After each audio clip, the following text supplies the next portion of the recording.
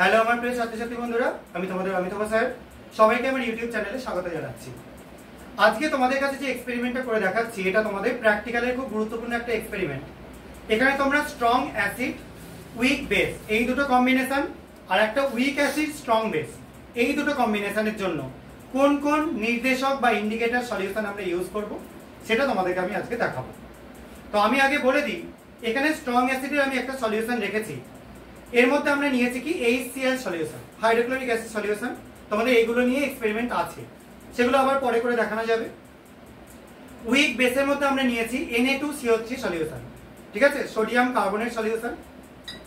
এরপর আছে week acid, এটা নিয়েছি আমি COOH, অর্থাৎ এটার ভোল্ট ওয়াইজ, অর্থাৎ অক্সালিক অ্যাসিডের সলিউশন। আর এখানে আরেকটা জায়গায় নেওয়া রয়েছে সেটা হচ্ছে একটা স্ট্রং বেস, এখানে আমরা নিয়েছি NaOH solution, sodium hydroxide solution. তাহলে তোমাদের যে এক্সপেরিমেন্ট আছে সিলেবাসে সেটা এই স্ট্রং অ্যাসিড HCl এর সাথে একটা উইক বেস Na2CO3 রিঅ্যাকশন, আর একটা আছে উইক অ্যাসিড অক্সালিক অ্যাসিডের সাথে স্ট্রং বেস NaOH এর রিঅ্যাকশন। এবং আমরা স্ট্রং অ্যাসিড উইক বেসের জন্য যে কম্পোজিশন ইউজ করি সেটা হচ্ছে মিথাইল অরেঞ্জ। কালারটা দেখেই সবাই বুঝতে পারছো, অরেঞ্জ কালারের একটা সলিউশন।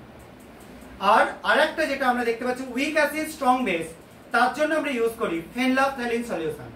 এটা কিন্তু ফিক্সড, এগুলো কিন্তু চেঞ্জ করা যায় না।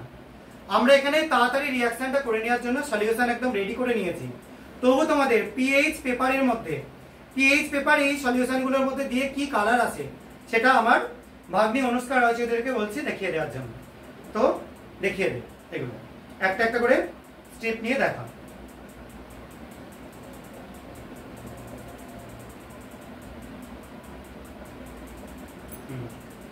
এটা আমরা একটা স্ট্রং অ্যাসিডে দিয়েছি, লালচে হয়ে যাচ্ছে, ঠিক আছে, রাইট সাইডে।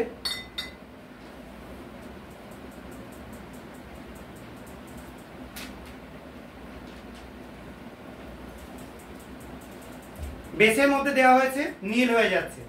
পিএইচ সলিউশনে এগুলো বৈশিষ্ট্যই, কারণ আমরা জানি অ্যাসিডে এটা লাল হয়ে যায় এবং বেসে এটা নীল হয়ে যায়।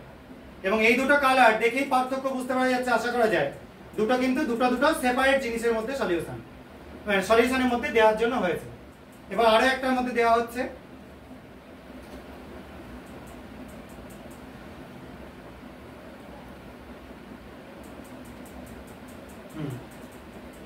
এটা হয়েছে একটা, আমরা এখানে কি ইউজ করেছি না উইক অ্যাসিড ইউজ করেছি, তার মধ্যেও লাল হয়ে যাচ্ছে।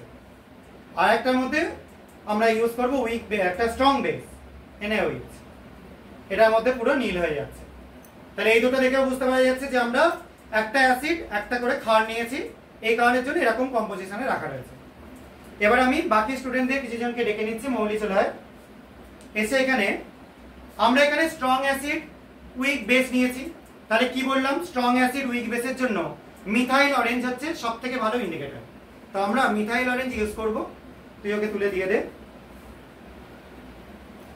হাতটা সামনে নিয়ে শো করবি, একদম 5-6 ফোঁটা দিয়ে দে।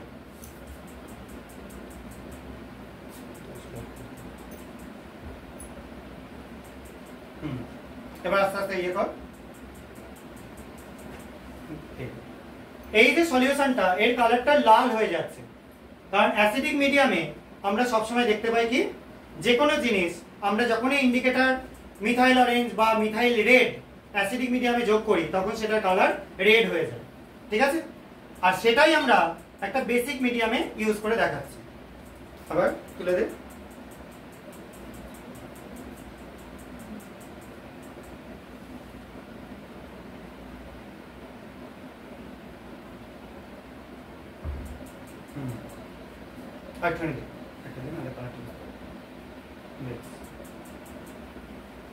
এই কালারটা, এটা কি হয়ে যাচ্ছে, ইয়েলো হয়ে যাচ্ছে, লাইট ইয়েলো।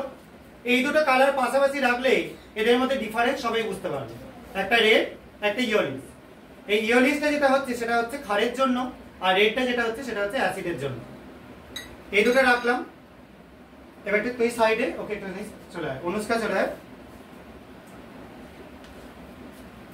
এখানে আমরা একটা অ্যাসিডের সলিউশন নিয়েছি, অক্সালিক অ্যাসিড, আগেই বলে দিয়েছিলাম এটা একটা উইক অ্যাসিড, তার মধ্যে ফেনলাফথ্যালিন দেওয়া হচ্ছে, ব্যাস।